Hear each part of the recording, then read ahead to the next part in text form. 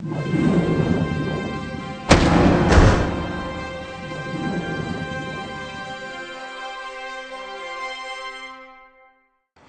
I'm Sophie Ainsworth and you're watching home of the British Sailing Team TV channel. I'm joined by Stephen Park, the Paralympic manager. Sparky, do you sense there is a difference in the Paralympic sailors in the build-up to the Games compared to Beijing? Yeah, I think the sailors came back after Beijing really quite disappointed that they hadn't managed to come home with a medal. We were certainly tipped to win medals in at least 2 of the 3 events, and when we came back, everyone sat down and said, this is just not good enough. From a sailor's perspective, let alone a program and an RYA perspective or a world-class program perspective. And so just immediately we set out on that 4-year journey to try and re-establish what was required at the Paralympics, and particularly that's about performing under pressure. And I think that the sailors have done a huge amount of work with the coaches and the support staff over the last 4 years to put themselves in a stronger position where they feel more confident with what they're going to have to deal with come a Paralympics. Could you run us through class by class the boat strengths? So we've got 3 boats in the Paralympics: a single-hander, which is the 2.4 metre, which is Helena Lucas, and it's like a small keel boat, everything just shrunk down and you lie down inside it. Really competitive boat in terms of the depth of competition across the nations. It's the largest fleet as well, and the boats will be very tight racing all the way from the start to the finish, and quite a few place changes through the course of the race normally, and races often won by a metre or less. We then have the 2-person boat, the Scud, which is an asymmetric modern keel boat designed by the same guy that designed the Olympic 49er, Julian Bethwaite. It can be quite lively, particularly downwind when they get the asymmetric spinnaker up, and it's two people, of which one of those people, one of the sailors, has to be a spinal brake sailor, so a wheelchair user. And both sailors are actually fixed in their seats, and the rules are, your bottom can't come off the seat for the duration of the race, and so some of them are actually strapped down into the seat to make sure that doesn't happen.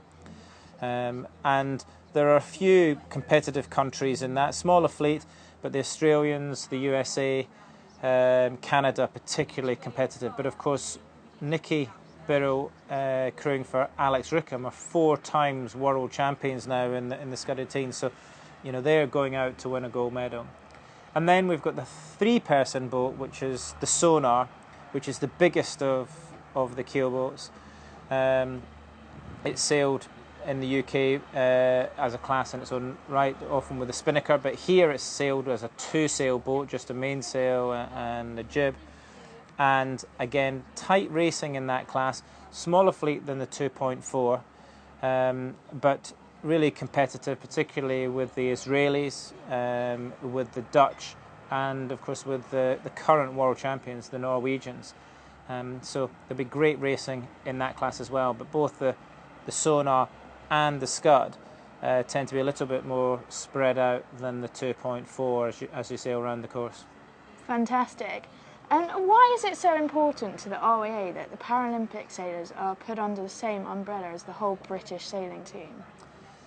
It's you have a choice when you want to deal with a Paralympic sport about how you deal with it. The way that we look at it is that our Paralympic sailors have got special needs. Our Olympic sailors have all got special needs. So the only difference is that the needs are different, and it's part of the UK Sports World Class programme. We could have dealt with it, and some sports do deal with it completely differently. But our point is that sailing is a sport for all.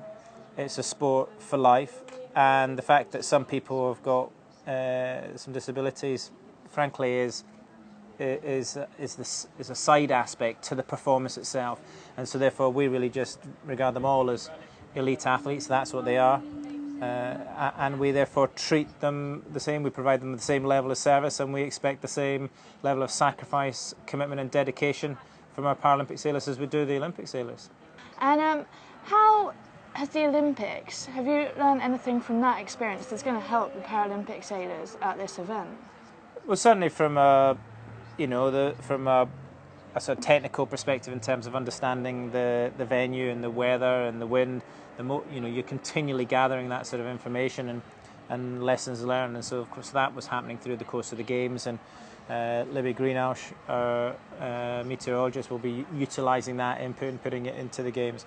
But I think that one of the big differences between the Olympics and the Paralympics is that you tend to have smaller fleets, with the exception of the 2.4, and of course you don't have a medal race, so you need to come out fairly quickly out the blocks and get some good results on the board, and in a few of the classes, certainly in the sonar and the scud, the number of people who are likely to medal is relatively small by comparison to the Olympics. And so therefore you can't afford to have any high scores and just hope it all evens out over the course of the week, because it could well be one or two performers who are performing so far ahead of the rest of the field that they never actually have a bad day and you never catch up. So there are some things that we try to do and we learn lessons from the Olympics, and there's some other things where we have to deal with completely differently. Okay, and the public's reaction to the Olympics, the excitement from it, how do you think that's going to affect the Paralympics? Well, hopefully the Paralympics will do for sport, for Paralympic sport, what the Olympics has done for Olympic sport. I think that my perception is that the country fell in love again with all the Olympic sports. They were pleased to see sports that they remember taking part in at school and remember seeing the Olympics, but perhaps don't see as much time on the front page of the papers or on the television. And they enjoyed that, and they enjoyed watching and participating and cheering on the athletes in those sports. I think that the Paralympics will bring that excitement of Great Britain performing back into the living rooms of the country, and that will be fantastic, and everyone will be hoping they're going to have another 2 weeks of fantastic sport, and I'm sure they will do. And I think that very quickly, the fact that the athletes of all different levels of disability will soon be forgotten, and it's just going to be about whether Great Britain can rule the waves. Sounds great. And the Paralympic sailing event isn't a ticketed event. What would you say to someone coming down to watch it? What's going to be exciting? Well, it's a straight series. All the boats are level rating, so there's no there's no allowance for the different disabilities that may happen throughout the course of the event. You can get a fantastic view either from being on the water, if you've got your own boat to be watching there, from any of the coastal paths around Portland Harbour along the Rodwell Trail, or up onto Portland Bill, as we are today, looking down onto the race area. You'll get a cracking view, and the boats are well branded with big country flags on them, and the scud with a national flag spinnaker, so it'll be easy to identify who's winning and who's not. So I think it'll be a great day out for anyone who wants to just come and support, and hopefully people will come and support the British team. Except for performance outcome, what's the biggest Paralympic hope? That's a really difficult question for us, because for us the performance outcome is absolutely crucial and key. I think that outside of that the country are good hosts, that we have a great sailing event, that it is considered to be a good, clean, fair competition, and the best Paralympic sailing competition we've had to date in the this will be the fifth competition, because we had a demonstration event in '96, but we had 2000, 2004, 2008 have been the only 3 Paralympic events so far. So this will be the 4th one. So hopefully people will go home feeling they've had a fantastic time here in Weymouth and Portland, and look forward to coming back. And what are the RYA doing to groom the next generation of Paralympic sailors? Well, we have, as we do with all our Olympic classes, we have development squad programs running, and we're trying to get as many people as possible into Paralympic racing. We also work with RYA Sailability to try and give people the opportunity of transferring from some of the sailability boats that they sail in at sailing clubs around the country into the Paralympic classes. And indeed we're also working with some of the various charities who are supporting returning forces personnel who've been injured in action, and trying to get some of those people who perhaps were sailors before, perhaps weren't, getting them into the sport and taking part. And so far that programme is developing. It's slow. The number of people involved is relatively small, but of course we only need one in each event when we get to the Paralympics, so we don't need large numbers. What we need is people who are committed, people who have the talent and flair and the dedication to do whatever it takes to win gold medals.